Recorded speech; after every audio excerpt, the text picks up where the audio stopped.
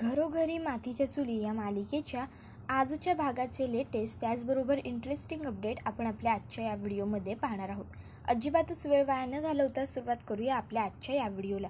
तर आजच्या भागात आपण असं पाहतो की ऐश्वर्याला लताबाई तिच्या गाडीसमोरून पळताना दिसतात. मग ऐश्वर्या ताबडतोब त्यांच्या मागे चाललेली असते, पण इतक्यात त्या ठिकाणी सुमित्रा येते. आता सुमित्रा जशीच त्या ठिकाणी येते ती ऐश्वर्याला हाक मारते. ऐश्वर्याला मागे फिरून येण्याशिवाय पर्याय नसतो. ती मागे येते आणि "हा आई, बोला ना" असं विचारते. सुमित्रा म्हणते, "काय गं ऐश्वर्या, मागे परत कुठे चालली होतीस? इथे कोणी आलं होतं का?" त्यावर ऐश्वर्या म्हणते, "इथे नाही हो आई, कोणी आलं नव्हतं." आणि ती मागे बघत असते. त्यावर लगेचच सुमित्रा म्हणते, "काय गं, तुला केवढा घाम फुटलाय, सर्व ठीक आहे ना?" त्यावर ऐश्वर्या म्हणते, "हो हो आई, सर्व ठीक आहे." तर आता सुमित्रा तिला सांगते, "हे बघ, आम्ही सगळे आता देवळात चाललो आहे, तर तू सुद्धा आमच्याबरोबर चल." ऐश्वर्या म्हणते, "देवळात?" त्यावर सुमित्रा सांगते, "हो अगं, आज हरतालिकेचं व्रत नाही का? मग आम्हा सगळ्यांचं व्रत आहे आज." त्यावर ऐश्वर्या म्हणते, "आई अहो, पण मी तिकडे येऊन काय करू? मी तर व्रत करू शकत नाही ना." त्यावर सुमित्रा तिला समजावून सांगते की "हे बघ, तू व्रत जरी करू शकली नसशील तरी पण तू तुझ्या बाळासाठी प्रार्थना कर आणि ये काय." त्यावर ती म्हणते, "हो आई, चालेल, बाळासाठी येईन मी एक काम करते, मला माझ्या मैत्रिणीला एक महत्त्वाचा फोन करायचा आहे, तेवढा फोन करते आणि मग लगेच आपण निघूया." सुमित्रा म्हणते, "हो हो चालेल, जा." त्यानंतर आता इथे ऐश्वर्या गेल्यावर सुमित्रा मनातल्या मनात म्हणत असते, "किती नाटकी आहे ही मुलगी, खरंच बापरे. पण आज मी खरोखर देवळामध्ये प्रार्थना करणारच आहे. हिला लवकरात लवकर शिक्षा व्हायला हवी ना, यासाठी. बघ तू ऐश्वर्या, तुझ्या पापाचा घडा भरलाय." असं आता सुमित्रासुद्धा इकडे म्हणत असते. तर दुसरीकडे जानकी आणि अवंतिका ह्या दोघीजणी हरतालिकेच्या पूजेची सर्व तयारी करत असतात. जानकी ही अवंतिकाला विचारते, "अवंतिका, झाली ना गं तयारी?" त्यावर अवंतिका म्हणते, "हो." त्यावर जानकी म्हणते, "अवंतिका, आज काय आहे?" अवंतिका म्हणते, "हरतालिका." जानकी विचारते, "आजचं व्रत का करतात गं बायका?" मग अगदी इंटरनेटवर मिळालेली सगळी माहिती अवंतिका जशीच्या तशी जानकीला सांगते. कुठल्या पक्षात हरतालिका असते आणि हरतालिकेचं व्रत कसं केलं जातं वगैरे. जानकी म्हणते, "बापरे, म्हणजे इंटरनेटवरून सगळी माहिती मिळालेली दिसते तर जाऊबाईंना." पण अवंतिका, इंटरनेटवरून कितीही माहिती मिळाली ना तरी त्या माहितीला तो टच येत नाही गं, फील येत नाही. मग त्याबरोबर अवंतिका लगेच म्हणते, "वहिनी, तुम्हीच सांगा ना मला हरतालिकेची गोष्ट." त्यावर जानकी म्हणते, "सांगितली असती, पण मलासुद्धा तुमच्यासारखी फी लागते नाही का." त्यावर लगेचच अवंतिका म्हणायला लागते, "वहिनी, तुम्ही फक्त बोला, मी सुद्धा रणदिवेंची सून आहे." त्याबरोबर लगेचच जानकी म्हणते, "हो का, बरं." आणि मग लगेच मग अवंतिका म्हणते, "वहिनी, सांगा ना हरतालिकेची गोष्ट." मग जानकी म्हणते, "बरं, मी सांगेन तुला, पण माझी अट फक्त एकच. मी तुला जशी गोष्ट ही सांगते तशीच तू आपल्या पुढच्या पिढीपर्यंत सुद्धा ही गोष्ट पोहोचवायची." त्यावर अवंतिका म्हणते, "डन, आता सांगा." मग जानकी सांगायला सुरुवात करते. हरतालिकेचं व्रत हे पार्वती मातेने पकडलं होतं श्री शंकर भगवानांना प्रसन्न करण्यासाठी. पार्वती जंगलात राहिल्या आणि मग त्यांनी तिथे व्रत केलं, फक्त फळं खाऊन. आणि मग ज्यावेळेस शंकर भगवान त्यांना प्रसन्न झाले त्यावेळेस त्यांनी विचारलं की "तुला कसा नवरा हवा आहे, काय वर हवा?" त्यावर ती म्हणाली की "तुम्ही मला पती म्हणून हवे आहात आणि हाच माझा वर असेल." मग काय, शेवटी कष्टांचं फळ हे मिळायलाच हवं. मग माता पार्वतीनं सुद्धा त्यांच्या कष्टाचं फळ मिळालं आणि ते म्हणजे काय, त्यांना त्यांच्या कष्टाचं फळ मिळालं शंकर भगवान पतीच्या रूपात. म्हणूनच गणपती बसले की आपण सगळेच जण हे व्रत करतो, गणपती बसायच्या आदल्या दिवशी. कळलं का? त्याबरोबर ती म्हणते, "हो का, पण वहिनी आपण का करतो?" त्यावर लगेचच जानकी म्हणते, "म्हणजे?" मग ती म्हणते, "अहो, हे व्रत तर मग कुमारिकेंनी करायला हवं ना." मग जानकी सांगते, "सुखी संसारासाठी, मिळालेल्या नवऱ्याला दीर्घ आयुष्य लाभण्यासाठी आपण विवाहित स्त्रियासुद्धा हे व्रत करतो." तर आता नानासाहेबांनी हे ऐकलेलं असतं. तर नानासाहेब म्हणतात, "मी सुद्धा ऐकली आहे बरं का गोष्ट."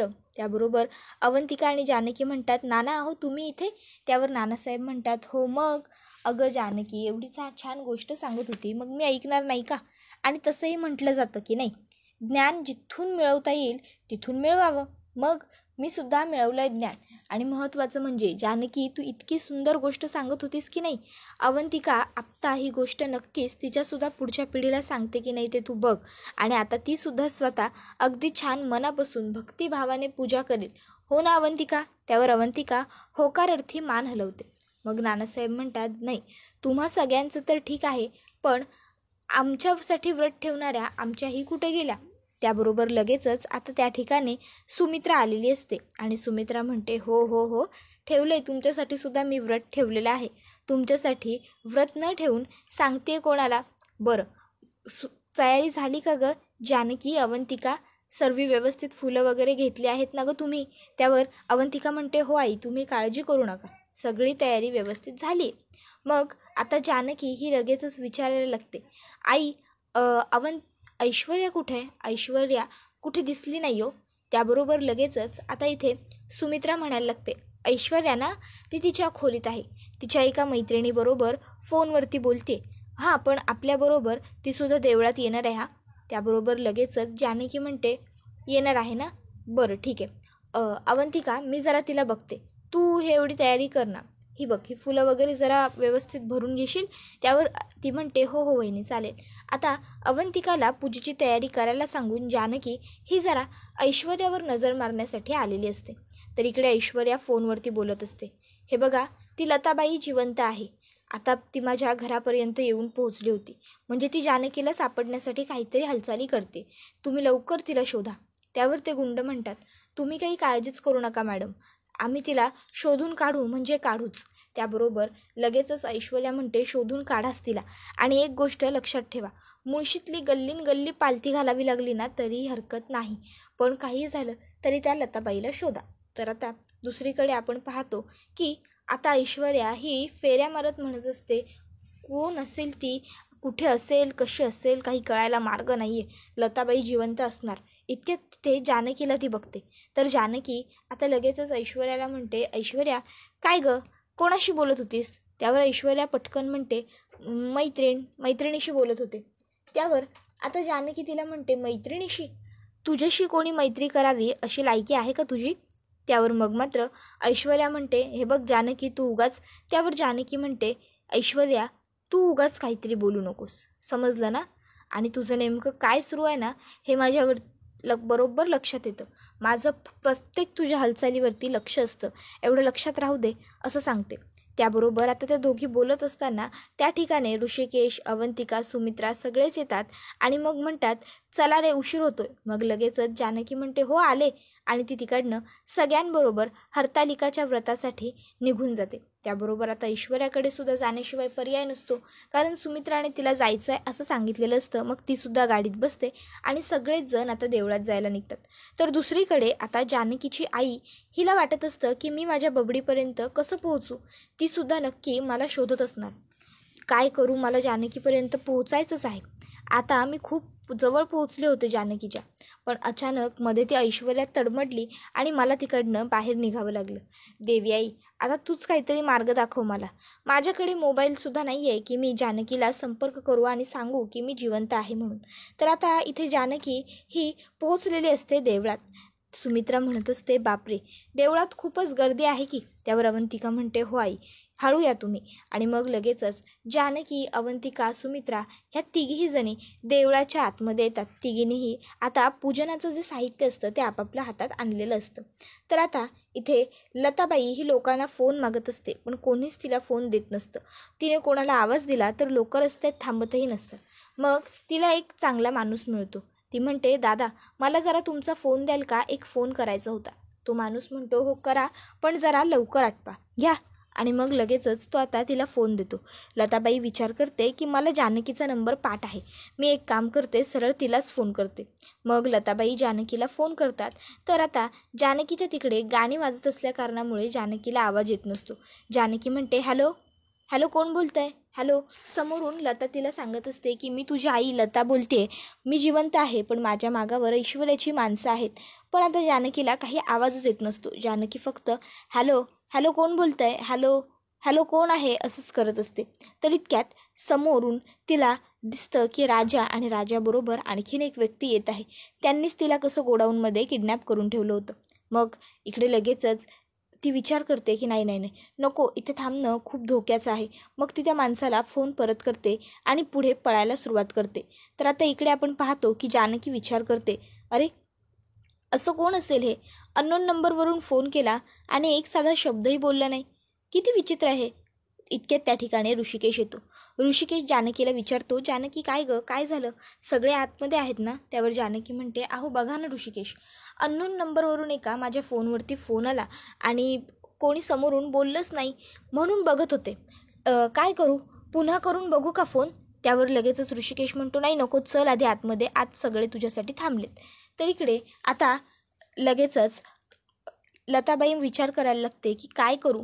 जानकीला फोन केला पण तिकडे गाणी एवढी वाजतायत की तिला माझा आवाजच जात नाही आहे. आज हरतालिका आहे, म्हणजे आज माझी बबडी नक्कीच हरतालिकेचं व्रत करणार आणि व्रत पूर्ण होण्यासाठी तिला देवळातही जावं लागणार. म्हणजे माझी बबडी नक्की देवळात असणार. मला जर तिला भेटायचं आहे तर देवळात जावं लागेल कसंही. काहीही झालं तरी मला त्या ऐश्वर्याच्या माणसांपासून जपून राहावं लागणार आहे, कारण ते ऐश्वर्याची माणसं आता माझ्यावरती बारीक लक्ष ठेवूनच असणार. त्यांनासुद्धा आता जे कळून चुकलं आहे की मी जिवंत आहे, मग ते मला सोडणार नाही. तर इकडे सारंग हा सौमित्राला म्हणत असतो, वा वा वा दादा, काय टेस्टी नाश्ता आहे, अर्धर की तू पण खाऊन बघ. त्यावर लगेचच सौमित्र म्हणतो, नाही नको मला. सारंग म्हणतो, नको. त्यावर लगेचच सौमित्र सांगतो, अरे हो, आज नको मला, आज माझा उपास आहे. त्याबरोबर सारंग म्हणतो, तुझा न उपास? त्यावर लगेचच सौमित्र म्हणतो, अरे हो, आज हरतालिकेचं व्रत आहे माझं. सारंग म्हणतो, तुझं? त्यावर सौमित्र सांगतो, अरे हे व्रत प्रत्येक बायको आपल्या नवऱ्यासाठी करते, म्हणून मग मी सुद्धा अवंतिकासाठी करतोय. गेल्या वर्षी दादाने वहिनीसाठी केला होता, तर यावर्षी मी सुद्धा अवंतिकासाठी करतोय.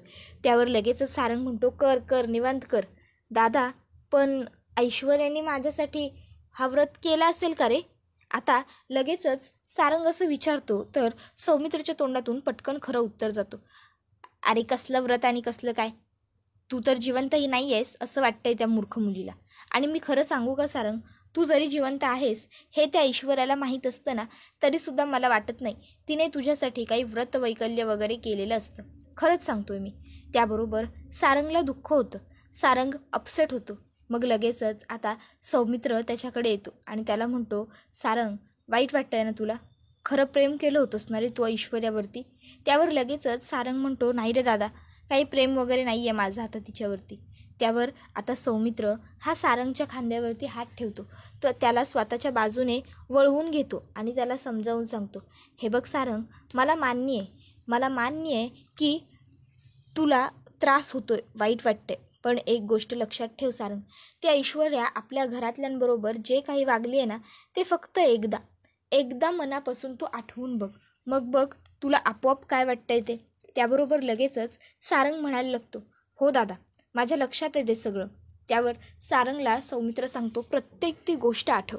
त्याबरोबर सारंग म्हणत असतो, हो दादा, माझ्या सगळं अगदी व्यवस्थित लक्षात आहे आणि आता मला हेही लक्षात आहे की घरी येऊन आपल्या बाप्पाच्या आगमनाला काय करायचं आहे ते. त्याबरोबर सौमित्र म्हणतो, हो, उद्या आपल्या रणदिवेंच्या घरी गणपती बाप्पाचं आगमन तर होणारच आहे, पण त्याचबरोबर सारंग उद्या तुझंही आगमन होणार आहे.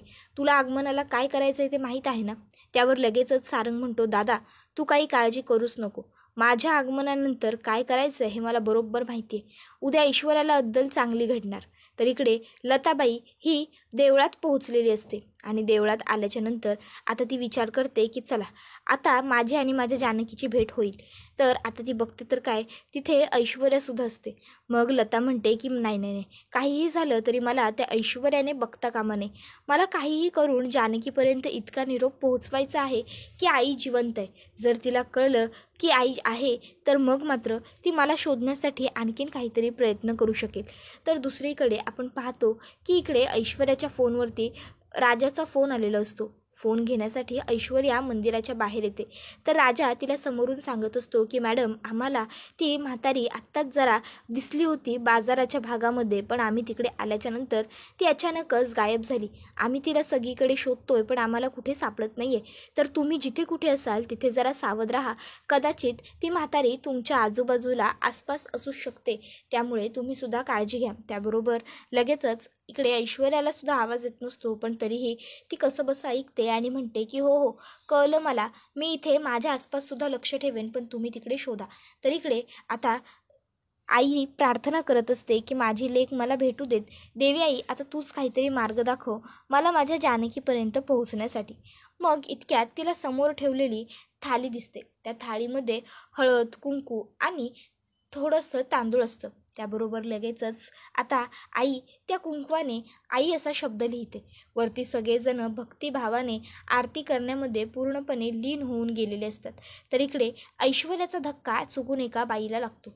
आता ऐश्वर्या ही त्या बाईला सॉरी म्हणण्याऐवजी तिच्याकडे बघायला लागते. तर ती बाई म्हणते, काय गं, तुला बघून चालता येत नाही का, दिसत नाही का? त्यावर लगेचच ती म्हणते, ओ मला नाही दिसत, पण तुम्हाला व्यवस्थित दिसतं ना, तुम्हाला दिसलं नाही का मी समोरून येत असताना? त्याबरोबर लगेच ती बाई म्हणते, ए अशी कशी गं तू, माझी थाल पाडलीस ना, मग उचलून कोण देणार, उचलून दे. त्याबरोबर ती म्हणते, ओ तुमची थाळी पडली आहे ना, मग तुम्ही घ्या की तुमची उचलून, मी का देऊ? त्यावर ती म्हणते, काय गं, रणदिव्यांची धाकटी सून ना तू, पण अजिबात तुला गुण नाही, ती जानकी बघ. त्याबरोबर लगेचच आता त्या ठिकाणी सुमित्रा येते. सुमित्रा म्हणते, काय झालं ताई, का भांडताय? मग ती सांगते की बघा ना, तुमच्या सुनेने माझी पूजेची थाली सांडवून दिली आणि वरनं सॉरीही म्हणत नाही, उचलून दे म्हटलं तर उचलूनही देत नाही, अशी कशी होई? त्यावर लगेचच आता सुमित्रा म्हणते, सॉरी हा ताई, माफ करा जरा. ऐश्वर्या उचल ती थाळी, दे त्यांना. मग आता मात्र ऐश्वर्याचा नाईलाज होतो, कारण त्या ठिकाणी सुमित्रा आलेली असते. ऐश्वर्या पटकन ती थाळी उचलते, त्या बाईच्या हातामध्ये देते आणि लगेचच त्या बाईला म्हणते, सॉरी हा, चुकलं माझं. त्यावर ती बाई आता ऐश्वर्यावरती काहीच रिॲक्ट होत नाही आणि गुपचूपपणे तिकडनं निघून जाते. त्याबरोबर सुमित्रा ऐश्वर्याला म्हणते, ऐश्वर्या चल तू माझ्याबरोबर आतमध्ये थांबून आपण छान पूजा करू. मग आता ऐश्वर्या ही लगेचच त्यांच्याबरोबर आतमध्ये निघून आलेली असते. तर आता इथे जानकी ही प्रार्थना करत असते की माझी आई मला सापडू देत देवी, ती जिथे कुठे असेल तिथे सुखरूप असू दे, अगदी व्यवस्थित ठणठणीत असू दे आणि मला लवकरात लवकर ती सापडू देत. इतक्यात आता जानकीचं लक्ष हे खाली लिहिलेल्या आई आहे या शब्दांवरती जातं. आता तिचं ते तांदूळाला लिहिण्यासाठी कुंकू संपलेलं असतं, म्हणून मग ती स्वतःच्या बोटाला एक खिळा लागवून घेते आणि त्या रक्ताने ती तिथे लिहिते, आई आहे. हे वाचल्याच्या नंतर जानकीला एक वेगळा आनंद झालेला असतो. तर इकडे आता ऐश्वर्या ही तिच्या गुंडांबरोबर बोलत असते. तर आता ती त्यांना सांगत असते की काहीही करा, पण शोधून काढा त्या म्हातारीला, ती ऋषिकेश आणि जानकीला भेटता कामा नये, पोलिसांनाही भेटता कामा नये. त्याबरोबर आता इथे आपण पाहतो की जानकी ऋषिकेशला म्हणत असते, ऋषिकेश माझी आई जिवंत आहे. मग जर आपल्याला ही गोष्ट माहिती आहे आणि आपण आईला शोधतोय, तसंच ही गोष्ट ऐश्वर्याला सुद्धा माहिती असणार ना, मग ऐश्वर्यासुद्धा तुझ्या आईला शोधत असेल का जानकी? त्यावरती म्हणते, हो मग मारण्यासाठी नक्की शोधत असेल, त्यामुळे आपल्याला माझ्या आईला लवकरात लवकर शोधून काढायचं आहे ऋषिकेश, तुमच्या लक्षात आहे ना? ऋषिकेश म्हणतो, तू काही काळजी करू नको, आपण शोधू तुझ्या आईला. तर दुसरीकडे आता लताबाई ह्या हातापाया पडत असतात देवीच्या, मला एकदा माझ्या लेकीशी भेट घालून दे, एकदा. इतक्यात मागून ते गुंड येतात आणि म्हणतात, कशाला हवी तुला तुझ्या लेकीशी भेट, आम्ही आता थेट वर भेट घालवून देतो की. आता हे बघून लताबाई घाबरते. त्याबरोबर हा व्हिडिओ इथेच संपतो. व्हिडिओ आवडला तर व्हिडिओला लाईक करा, चॅनलवर नवीन असाल तर चॅनलला सबस्क्राईब करा आणि बेल आयकॉन आठवणीने प्रेस करा, जेणेकरून तुम्हाला पुढच्या प्रत्येक वेळेस नोटिफिकेशन मिळत जाईल आणि सर्व व्हिडिओंचा आनंद हा अगदी उत्तम पद्धतीने घेता येईल. आजच्या पुरतं टाटा, बाय बाय, धन्यवाद, take care all of you.